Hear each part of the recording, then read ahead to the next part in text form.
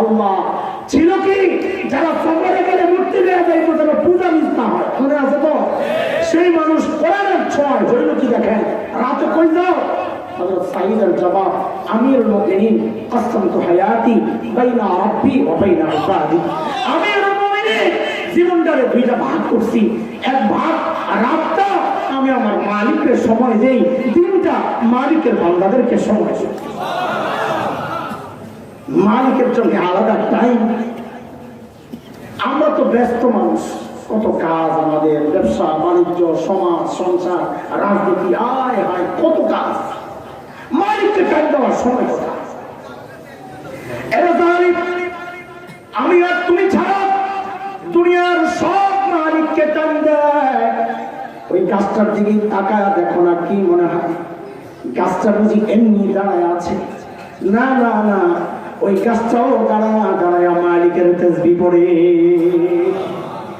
যে কুকুরটাকে নির্দিষ্ট প্রাণী মনে করে ওই কুকুরটাও রুকুর হালতে মালিকের তাসবিহ পড়ে। যে পোকা মাকড় গুলো পায়ে ধরে মেরে ফেলে, ওই পোকা মাকড় গুলো সিজদার হালতে মালিকের তাসবিহ পড়ে। পড়ে না কেন? আমি আর তুমি আমাদের হাতে সময় নাই।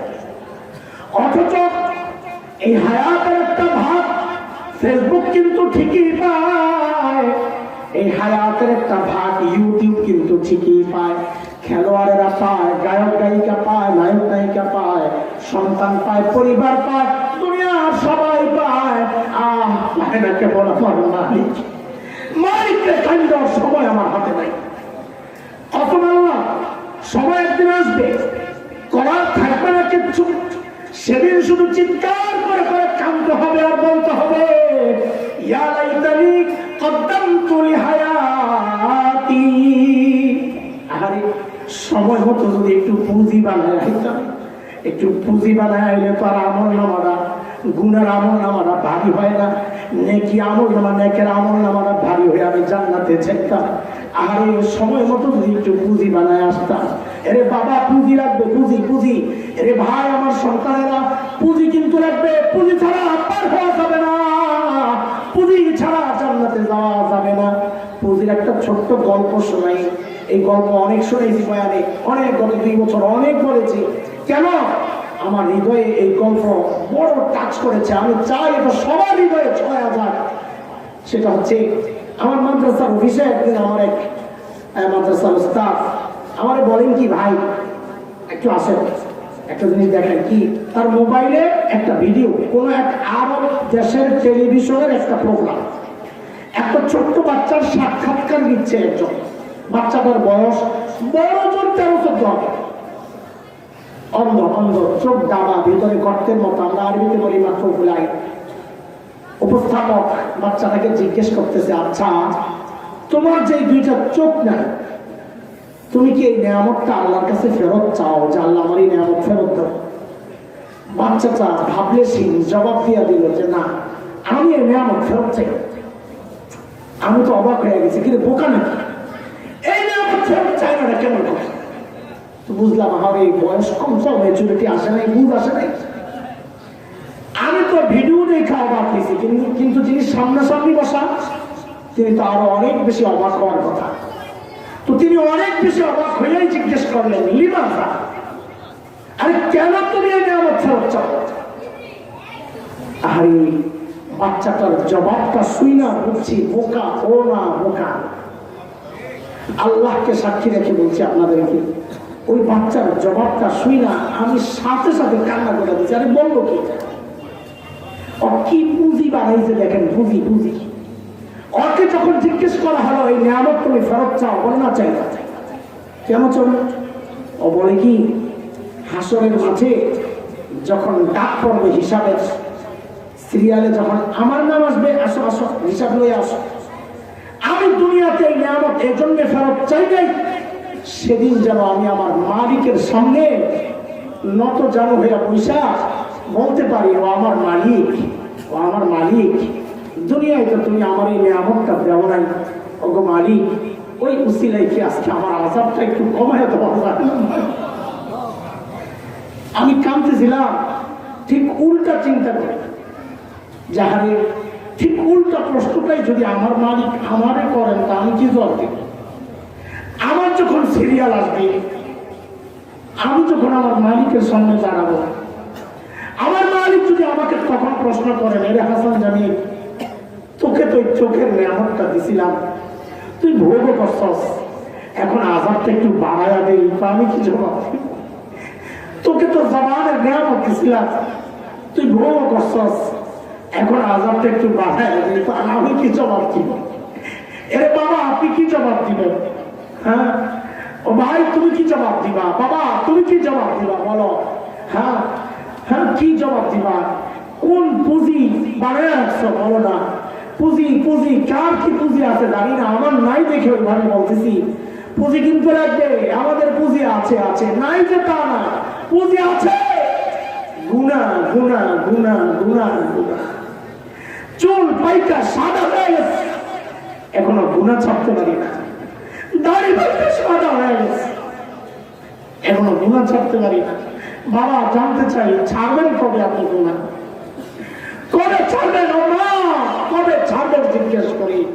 এখনো টেলিভিশনের সামনে আপনাকে বসা পাওয়া যায়, চায়ের স্টলে আপনি চান না, টেলিভিশন দেখেন বসে বসে, আপনি কবে ছাড়বেন গুনাহ জিজ্ঞেস করি। এর যুবক, এরে আমার ভাই, আমার সন্তানেরা, সব তোরা ভাবিস না আল্লাহ তোদেরকে চুল পাকা পর্যন্ত সুযোগ দিবেন, দাড়ি পাকা পর্যন্ত সুযোগ দিবেন না রে বাপ, না না না। কত বাবাকে দেখছি সন্তানের লাশ কাঁদে নিয়ে যাইতেছে, আরে কখনকার দাঁত ছেড়ে আসে কে জানে, কে জানে, কে জানে। এই মজলিসেও এমন কেউ থাকতে পারে যিনি বসে আছেন এখানে, তার খবর নাই, তার খবর নাই, তার কাপড়ের কাপড়টা চলে আসছে দোকানে। কে জানে? আর কে জানে কালকে খবর পাইতে পারে, বয়ান করে গেল হাসান জামিল তো দুনিয়ায় নাই, চলে গেছে। বাবা, গুনাহ ছাড়ে। এর যুবক, আমার কথাগুলো যদি তোদের হৃদয়ে টাচ না করে রে ভাই, না করতে পারে, আমি পাপী মানুষ। আমি বলি কি, এর চেয়ে ভালো করে বোঝানোর ক্ষমতা আমার নাই। তোরা আমার সামনে আয়, আমার সামনে আয়, তোদের পাগুলো আমার সামনে মেরে দে, আমি আর পাগুলো জড়া ধইরা সারা রাত বসে বসে কান্না করি, তোরা গুনাহ ছেড়া দে বাবা, গুনাহ বাবা, গুনাহ ছেড়ে দে। আরে গুনাহওয়ালা চোখ খুলে দিয়া মালিকের সামনে কেমনে দাঁড়াবো বলেন? এই গুনাহওয়ালা জবান দিয়ে মালিকের সামনে কেমনে দাঁড়াবো বলেন না? হ্যাঁ, এই গুনাহওয়ালা হাত পাও নিয়ে মালিকের সামনে কেমনে দাঁড়াবো বলেন না? যখন আমার চোখ, আমার কান, আমার হাত পাও আমার বিরুদ্ধে আমার মালিকের দুয়ারে সাক্ষী দিবি, কি উপায় বলে? হ্যাঁ, ওই মালিকের নাফরমানি করতেছি যিনি আমাদেরকে এত ভালোবাসে, এত ভালোবাসে। কত ভালোবাসে তুমি দেখো না, কত ভালোবাসেন যুবক, তুমি বুঝো না? আরে তুমি দরজা বন্ধ করে যখন গুনাহ করি না, মালিক কত ভালোবাসে। ওই গুনাহ অবস্থায় দরজার নিচে দিয়া বাতাস আর অক্সিজেন পাঠায় দেন, কেন? যেন আমি মইরা না যাই। ওই মালিকের নাফরমানি আর কত কাল করবে বলেন? বাবা, আজকে এই মজলিস থেকে সুযোগ দিচ্ছেন আল্লাহ, আল্লাহ সুযোগ দিচ্ছেন, আল্লাহ ভালোবাসেন বলেই সুযোগ দিচ্ছেন। আজকের এই মজলিসে বুজুর্গ আলেম আসছেন মাওলানা মুস্তাকিম বিল্লাহ হামিদি হাফিজাহুল্লাহ, তার সাথে ফুআদ শরীফ করা নিজের গুনাহগুলো মুছা যাইরা এরপর মজলিস ত্যাগ করবো ইনশাআল্লাহ। বলেন ইনশাআল্লাহ। বলতেছিলাম সাহাবীদের কথা, হযরত সাঈদের গল্প পুরোটা শেষ করতে পারবো না, আমার সময় অনেক বেশি সময় হয়ে গেছে, অনেক বেশি, অন্যদের ক্ষতি হবে, অন্যদের ক্ষতি হবে। 9টায় বলছি সর্বশেষ, আমি 9টা পর্যন্ত থাকতে পারবো, সেখানে দেখি এখন 9:30 বেজে গেছে। তা আমি কথাটা ফিনিশিং দিয়ে দিচ্ছি। এই যে সাহাবীদের পরিবর্তনটা ছিল কি, হইল কি, কিসের ছোঁয়ায়? বলেন বলেন, কিসের ছোঁয়ায়? তো ওই কোরআন কি আছে না আল্লাহ উঠায় নিছে? আগেরটাই না পুরান হয়ে গেছে? পাওয়ার আগের মতোই না দুর্বল হয়ে গেছে? ওই কোরআন কি এই আমাদেরকে সর্বশ্রেষ্ঠ মানুষ বানাইতে পারেন না? পারে, পারে না, পারে না? তাইলে সন্তানকে সর্বশ্রেষ্ঠ মানুষকে আপনারা বানাতে চান না? চান? চান? তো চাইলে আপনার সন্তানকে তো কোরআনী প্রতিষ্ঠানে পাঠানোর কথা ছিল, না পাঠাই আপনি কই কই পাঠান। বোঝা গেল আপনি আপনার সন্তানকে ঠকাচ্ছেন, নিজেও ঠকছেন। আমরা যে মাদ্রাসায় পড়ছি, আমাদের বাবা মা যে আমাদেরকে পড়াইছে, আমরা নিজেরাও ঠকি নাই, আমার বাবা মাও ঠকে। কেন? আমার এমন কোনো দিন যায় বলে আমার মনে পড়ে না যেদিন পড়ি না রব্বির হামহুমা কামা রাব্বায়ানি সাগীরা। আমার কিছু অভ্যাসও আছে, এটা বদ অভ্যাস করবেন না ভালো অভ্যাস করবেন জানি না, এত ব্যস্ততার মধ্যেও মাঝে মধ্যে হুট করে বাড়িতে চলে আসে। আমার গ্রামের মানুষ সাক্ষী, ওরা দেখে আমি আস্তে করে যাই বাবা মার কবরের পাশে যাই বসে বসে বসে কি করবো, এখন চাইলেও তো একটু মাথায় তেল লাগাই দিতে পারবো, চাইলেও তো একটু পাউডার টিপা দিতে পারবো না, যা পারি তাই করি। বসে বসে কিছুক্ষণ আল্লাহর কালামের তিলাওয়াত করি, কইরা ওঠার সময় মালিককে বলল, আমার মালিক, এই যে তোমার কালামের তিলাওয়াত করলাম, এই মানুষগুলোর উসিলায় তারা শিখাইছেন তাই বলছে। আল্লাহ, দুনিয়া থেকে যাওয়ার সময় যারা আমাকে তোমার সাথে জড়িয়ে দিয়ে গেছে, তারা আজকে বড় অসহায়।